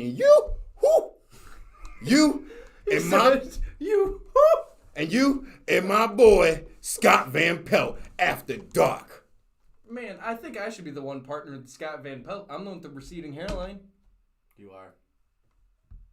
You feel like you're like more of a Max Kellerman, but Keith, what are your thoughts on the move? I think it's good. I mean, why not? Like, what would have been bad about it, honestly? Like, it's not like it's a superstar. I mean, I guess in a sense it is a superstar trade, but do you think it was lopsided? Do you think it wasn't even? What do you... I feel like it's what just... are you, like, what is your thought on it? Like, is it not... I feel what would like... make you not believe that it wasn't a fair trade? No, like, I feel like it was a fair trade. It's just a little bit disappointing for the Rockies fans because they ended up having Arenado and they ended up having Trevor Story. And right now, all they have is Trevor Story. That's all they have. So they're pretty much in the middle of a rebuild. But we knew that was going to happen anyways. We knew after last season, after the COVID season, whatever, they were going to have to rebuild. They weren't going to be able to keep both. Right, exactly. But I'm not like I don't think again for the fans. Yeah, like it's the same thing with us in Lindor. Of course, the fans. It sucks for us, but we knew we weren't going to keep him. We knew he didn't want to be here. They knew they weren't going to be able to keep him, so they had to get something for them. You know, he had to. Is it the best place for him to go? Probably not. But they have a good lineup with him, too, because they have Paul Goldschmidt that's playing first base, that played in Arizona, which is in the same division as the Rockies, so they're familiar with each other to a point. They have good pitching. I'm not saying the Cardinals are going to end up winning the division, but it's still that extra piece that could end up maybe fast-forwarding them further. But, I mean, also, like I'm trying to think what else, like how that benefits the Rockies. Because, I mean, even the Rockies GM ended up getting asked if he's going to end up firing himself or something by one of the reporters, which is, Stephen R. Smith, that's a perfect question for you. As a reporter, would you ask a general manager, a coach, whoever, if they're going to fire themselves? Well, two things. First off, if you want to talk about a good lineup, let's talk about Cisco the Barber here in Lorain, Ohio. You go to him, too? Every once in a while, when I can, I get him on the private jet. Every now and again, Rachel Penny's, she wants to get her mustache waxed, so that's what he's there for, Cisco the Barber. 440-320-2691. Asking someone to fire themselves is just like when you ask one, like let's say one of your children come up to you and they say mom or dad, and they ask you such an asinine, rotisserie type question, and they already know the answer to. So what do you just look at your child and you say this? Get out of my damn face. Hit yourself before I do it for you. Punish yourself. What I think he did was ask an asinine question that he already knew the answer to. If you was to do something so flipiperous that would make me so gosh darn mad. I'm not that intelligent as you. What did you? Propitious? Propitious. Now, propitious. Yes, propitious. Propitious. Yes. What does that mean? That means you're so pissed off that this is it. Propitious. Oh, man. So, Stephen R., changing gears here until Keith ends up figuring out a question and not pee himself from laughter. You were watching Stephen A. Smith earlier on ESPN. Yes, I was the 4-letter network. I was watching him. I think he does It's ESPN. Who the hell's going to yell at us? I watched him on the network, and I think he does he does a fantastic job. And just looking at him, it's just like looking at myself. But sometimes I think I can do it a little bit better. That's got to be what happens when you look at Riggs. No, not at all. Riggs is so much more tall than me. Riggs is in shape. Stand up. I want to see. No pants at all. No, that's how tall I am, bro. You know, he's literally. You're a hunchback? Hey, New He has York. the same problem as me. You have scoliosis. From New York. From New York, my Knickerbockers will do that to you. Every time they miss a basket, you do one of these. Oh Lord, and you stay like this forever and ever. Amen. Oh man. So going back to, I guess, like, I guess we kind of like mentioned it with like the Lindor thing, and like the Indians getting rid of Carlos Carrasco in that trade. What are your thoughts on that trade? That I feel like we already hit on it, but Stephen R., I didn't even ask you. The Cleveland Indians basically sold the damn farm, waved the white flag, put the legs in the air, poured the beer out for the homies, and said, I quit, we give up, we are dead, we are gone. And I feel so bad for the people of the great 216 area code, because you guys deserve good baseball. You deserve good sports. What about the 440 area code? The 440s, the 330s, all of them. Like Ludacris says, you got them in different area codes. Hose? I wouldn't say hoes. I would say the fans. The Dolans. Spend the money. The Dolans are hoes. Yes, spend the money, honey. Spend the money. So speaking of the money that they spent, they had Eddie Rosario sign, and we were talking about that briefly with Keith and I and Riggs.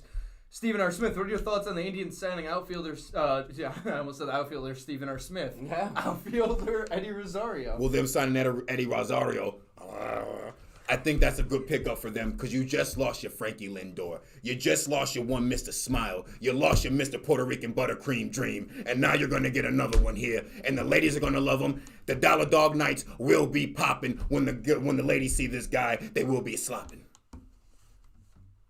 What is slopping? Slopping what? The wieners? The hot dogs? Oh, man. So, Stephen R. Smith, you were covering live last week down in the Super Bowl for the Chiefs against the Tampa Bay Buccaneers. How was it like down in Tampa Bay? It was hot. It was hot.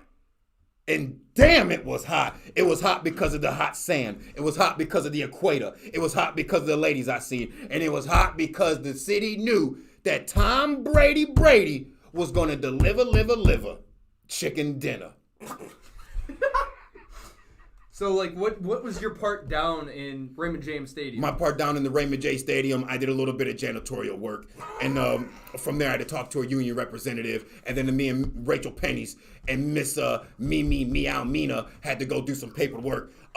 We sat with Mr. Gaudale, and Mr. Gaudale said that he is not playing favoritism towards Mr. Thomas Brady or towards Mr. Knick Knack Paddywhack Mahomes. He wants to see nothing but a trantricious. Now, what does that mean? Trantricious? Yeah, trantricious. It means that fantastic. He wants to see a trantricious. Where the hell's the trans part come in? Because it works on both sides. Right. Trantricious. What Mr. Goodell told me was the trantricious ways of the National Football League. Goodell used the word. He used trantricious, yes. And when he has it on his voice. You have it on your voice recorder. Yes, right? I do. And when he play it. My phone was not here. What's that? That's Rachel Penny's phone. Who's Rachel Penny? Rachel Penny. She's from ESPN. Who's Rachel Penny? You know, like Rachel You guys Nichols. won't say the network, but you use names? Rachel Nichols. Her sister, Rachel Penny's. Oh. Pennies. Why do you have her phone? It's transparencies.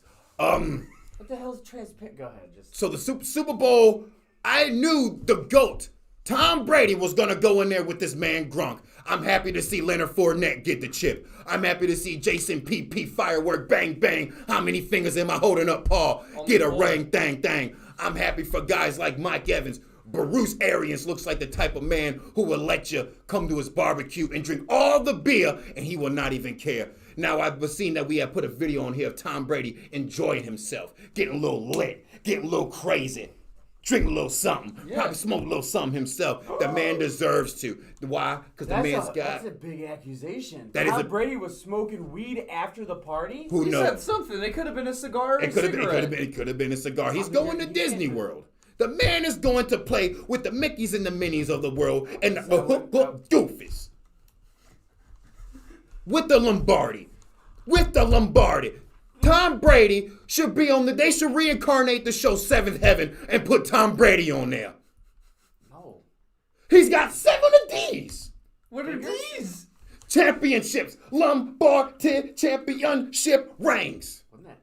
Did you go to 8? He had 4 syllables. Yeah. What? How'd you do that? Because I'm perspiration right now. That's sweating. Yes. All the precipitation from here and there, and it's going everywhere. Tom Brady will go down as one of the great, lucrative, and commitment quarterbacks in the National Football League. Whether you love the man or you hate him. Antonio Brown can go to his baby mama's house and swing a bag of dicks, and the man will be holding a Lombardi that following year. He brings up a good point, though. Antonio Brown ended up mentioning that he's done with white women. This is all real life, too. He said he's done with white women. Stephen R. just had a heart attack. What happened? Stephen R. Are you done with white women? Just go. Antonio Brown said he's done with the white women. Because it's something that his grandfather told him back in the day. You don't desire white women, and your black ass better not wear a t-shirt that's sky blue past 8:30 in the morning. How the hell is that not racist?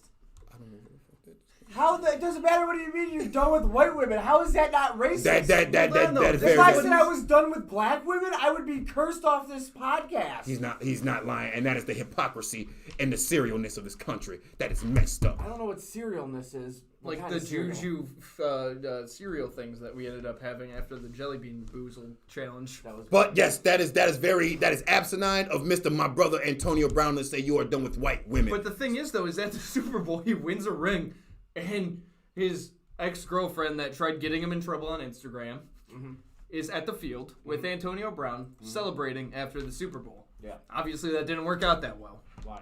Because he's with white women still. Why is that not racist? Them just quote Antonio Brown I don't said care this. about the quote.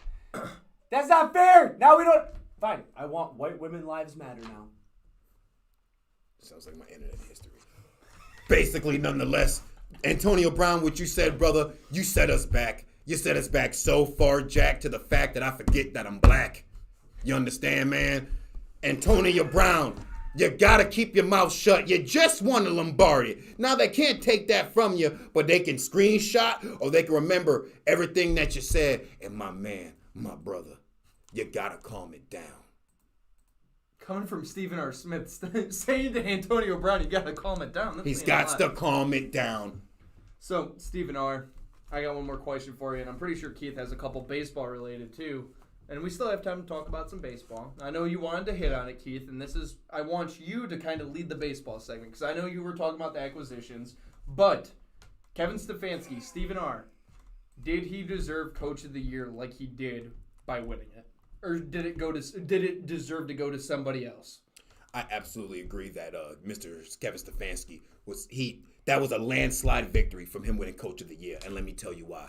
The Cleveland Browns have been a mockery in the National Football League since the beginning of time. Since guys like Mr. Leroy Kelly and Mr. Ernest Biner have left that squad. The team has been made a fool, a mockery of. It's been hoodwinked, it's been bamboozled, and it's been ghetto dramatized for years in the National Football League. Hold on.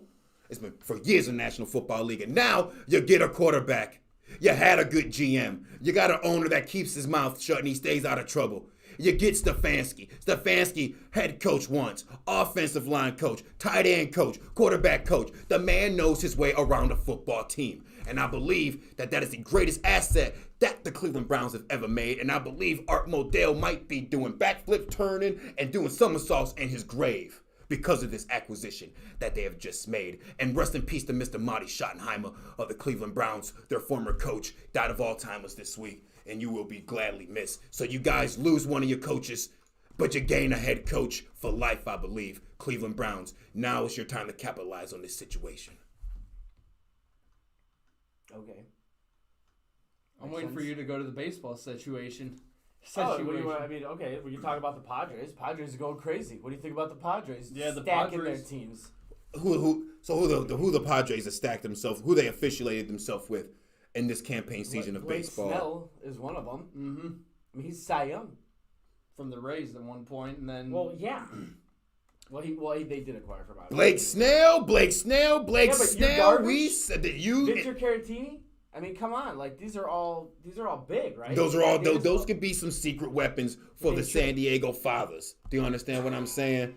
Those could be some secret artillery weapons. Now, when your Cleveland Indians, your Cleveland baseball team goes to San Diego to play, don't be surprised if you get shut out baseball from the other team, the National League team. Well, right, dude. The Padres are going to, if they're in the rebuilding, if that's what you want to call what they're doing. But they also have Manny Machado and Eric Hosmer, too, to begin with before they acquired these guys. That's what I mean. And then they just got the Korean infielder, what is it? Ha Sung Kim, I think. I think it is, yeah. Something Sung Kim or whatever. But I mean, that's always. You have Mike Clevenger, too, who's not even going to be a part of that rotation this year. And you have Darvish. You have Blake Snell. You have. It's always going to be sunshine in California with Clevenger's on the mound. Yeah. I mean, honestly, it's sunshine before and it's going to be sunshine after. But I think for once, it seemed like the Padres and the Indians were trade partners all the time and always just kind of paired up bed together. Yeah, they were in bed together when it came to their people, I guess, if that makes sense. What do you think about the union rejecting the proposal to delay the 2021 season? Do you want to go first, Stephen, or me? Because I like the idea, and I'm going first. Do you like the idea of them? No, that they denied it. Oh, okay. Because this is meaning that spring training is starting up in about 2 weeks or so. You have pitchers and catchers reporting to the sites without fans. I like that. It brings back this. It brings back the feeling that everything is all right. It brings back the feeling that there's no monstrosities going on in the real world where we have to put the world on pause and do summer training games. I like the fact that pitchers and catchers are reporting down there, whether you're playing in the Grapefruit League or you're playing in the Cactus League. I like that. It's letting me know that baseball is coming. It's letting me know that buy me those peanuts and Cracker Jacks, Payton Vince, hit that dough and don't ever come back. Oh, damn. Wow. That's deep. Are you going to go into your thoughts, or do you want me to finish mine really quick? You finish yours. So, with the idea, and this is kind of like the eerie situation of baseball, too, and I don't like it, is that the MLB is saying possibly we'll have fans at the stadiums. Well, the World Series had fans. The NBA has fans. The NFL has fans. The NBA is indoor, and the NFL is outdoor. And you allowed fans at the World Series in Los Angeles? Why aren't you going to allow them in regular ballparks? Just cut down the attendance just like everybody else. Have them in their pods. Do whatever. You could end up figuring this out and having fans in attendance because that's what was missing this past year in baseball. Everybody, let's say, for example, in 2019, you were inches away from meeting Francisco Lindor, and you were like, all right, let's bank on 2020. Well, 2020, there's no fans around. You missed out on a whole entire year. Okay. Baseball isn't the same without fans at the end of the day. But maybe because of the baseball ratings are so low, they don't want to have a low attendance in the stands. They'd rather wait for a full house. But I believe that the Major League Baseball is indubitably shooting themselves in the foot on this one. Well, right. If they're not gonna postpone the season, we've had fans everywhere, like the Super Bowl, obviously. Yeah, I forgot about the Super Bowl. Yeah, all of it. So why would you not allow fans in? But what they're saying is Rob Manfred, who is a complete and utter jackass, but he is saying that there is a good pot, that they're going to be more aggressive about it, that most places are going to allow it at 25% capacity. The only problem I have with this is I thought COVID was only supposed to be here for like a year or two. Now jackass Biden is in office, so we're supposed to have all these cures. When are we going to not be able to be dumb? Like, when can we go out and do things again? Because it doesn't make any sense. No one's listening anyways. Looks like 4 or 8 years.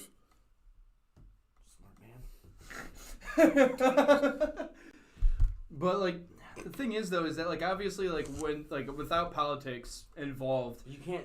This isn't. It just sucks because you have to there's always these lifting of the curfews and whatnot, and then once they start getting lifted, you end up having that counteract because people act like jackasses, and then it turns it backwards. How do you act like a jackass? Though? Because you're acting normal. That's okay, why. So that's and it's not, considered that's not acting like a jackass though because not. You might as well call everybody Johnny Knoxville's. Where's he from? Huh. The critically acclaimed MTV show Jackass. Oh. You're an idiot. Did that joke really didn't hit you in that giant forehead runway you got there? Nope. Well, anyhow, it just doesn't make any sense. COVID is a very, we're getting into now where, again, politics are going to play a part in that because baseball is already at an all-time low. It's been at an all-time low. So now you're either going to let fans in to pay for the cost of it because that's what has to happen. You have to pay for this stuff, or we're gonna keep. Are we gonna live with masks for the rest of our lives? Like, is this? Because I refuse to believe that this is a new normal. I want to go to the ballpark. We talked about this the day COVID happened, and they were like, "You need to stay in," and I didn't.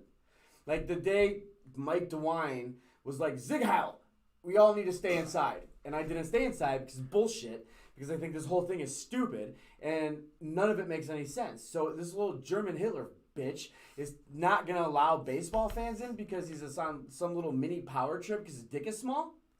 Are we going to play baseball? Are we going to watch baseball? Are we going to have baseball? That's the question. That's what you need. I don't know. Like, the union as a whole, doesn't matter if you're from Cleveland or wherever you're at, the union as a whole is saying you're not going to postpone the season. Nobody else did.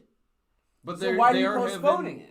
I mean, what would be the reasoning behind that? There's no reason to postpone it, and right, now what you're looking at is just a full season. You're looking at a universal DH. You're looking at expanded playoffs, and you're looking at a 7-inning doubleheader. Okay, everything which the Players Association ended up denying at one point, but now we're agreeing on it. Okay, why? So what was the difference? What changed? That's what they probably strong-armed them into getting them to play. I'm imagining you're either doing this right. It's What's money. the saying? Money talks, shit walks. Right, but the only problem is none of it makes sense. You're changing the rules of baseball. That I mean, for God's sakes, Darth Vader said it best in Field of Dreams. He was like, baseball doesn't. That's $1. Yeah. Baseball doesn't change. Like, you're not supposed to change this stuff at all. Yeah. So why are we it's doing a pastime for a reason. It's not. Yeah. If you have the attention span of a 4-year-old gnat or a 4-year-old little kid that can't figure out, like, hey, this is this is why TikTok is as popular as TikTok is, because they're 1-minute videos and you can swipe up and keep watching as many videos as you want, something different. Nobody has the attention span to sit there and watch a game anymore, and it's going to end up hitting all sports, not just baseball. Football, for Christ's sake, is a 2-hour game. Yeah, right? Absolutely. I mean, with commercials and everything like that. So baseball is 2.5, and they say it's boring. If you don't like it, don't watch it, but don't screw it up for the rest of us that like it. Exactly. It is the most unjudicial thing I've ever heard somebody say when it comes to America's pastime and one of America's greats. Because I was lucky and humble and excited and ecstatic enough to see guys like, rest in peace, the Hank Aaron's play, the Oscar Robertson's play. You watched Hank Aaron play? Oh my goodness, yes, brother. The world wasn't black and white back then. You don't even look that old. I don't crack. Anyways, though, obviously, like, we're running out of time now. Are we? And I wanted to end up hitting on the fact of course, eventually we're about out of time, right? We talk about baseball. Hey, it's not my fault. The show ends at 9:30 and it's 9:35. Absolutely, it's your fault. You make the times, dumbass. Next week, though, we're talking baseball. We'll talk baseball. We're talking baseball. No, we won't. We're going to be talking about the Hall of Fame situation that have been putting off. Stephen R., are you going to be back? I don't know. Yeah, I will be here because next week, that soft-spoken brother, LeConte Riggs, who sits right over here. He named him. Yeah, I did, because that's a brother. I can do that to him. Get in the ring. I'm bringing the championship belt. Where is the belt? The belt is on the plane. I forgot it. You left the belt on a plane? Oh, yeah.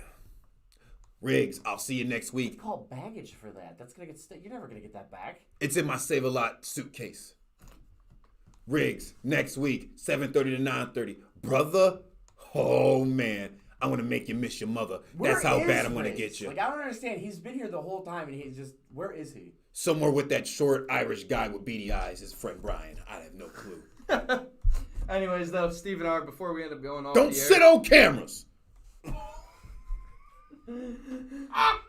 What's the final thoughts you want to end up hitting on before we end up signing off? My final thoughts that I want to hit on is, even though that there is no National Football League, baseball is on the horizon, basketball is still here. I don't think we care enough about hockey. We got love for you, Matt Tiff. Oh, wait. That's not even hockey, that's NASCAR. I understand, but I was saying that we're going to talk about him. So even though we ain't got much to talk about on the Real Sports Sense, we will always find the biggest stories and the best ways to entertain you. So good.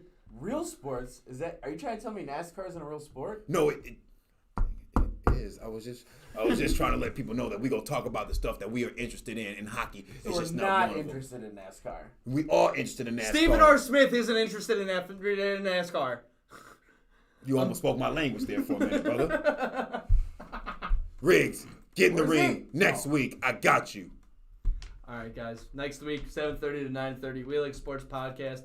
Obviously, we're going to be talking about baseball. There's plenty to talk about. What did the glove say to the ball? Catch you later. And Tyler just signed us off. We'll see you next week, 7:30 to 9:30. Get out of here. And the mouse isn't working. Sayonara.